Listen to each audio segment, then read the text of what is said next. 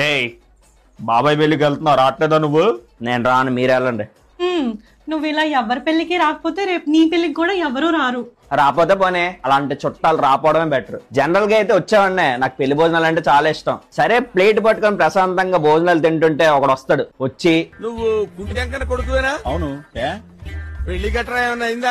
ఆ నిండి ఎలగోలా తప్పించుకొని పక్కకు వచ్చి చూస్తే ఇంకోటి ఉంటాడు. దీనిలో ఉప్పు లేదు, కూరలో ఏమో కారం ఎక్కువైంది, ఊర్లో చూసావు ఎంత ఆయిల్ ఉందో, ఉమ్ము గట్టిగా ఉంది. ఫుడ్ లో ఉన్న బొక్కలన్నీ ఎంచుతాడు. సరే వీళ్ళందరితో మనకెందుకు లేని పక్కకు వచ్చి ప్లేట్ పట్టుకొని తింటుంటే ఇంకోటి వస్తాడు.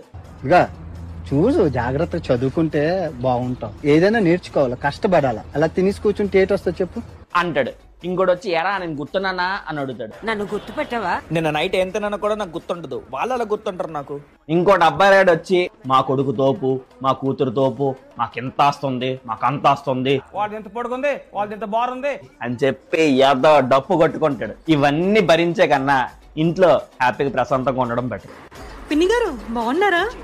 ఏంటి మీ ఇద్దరే వచ్చారు, మీ అబ్బాయి రాలేదా? వాడు రాకపోతే మేమేం చేస్తాం? ఎన్నిసార్లు పిలుస్తాం తెలుసా మీకు?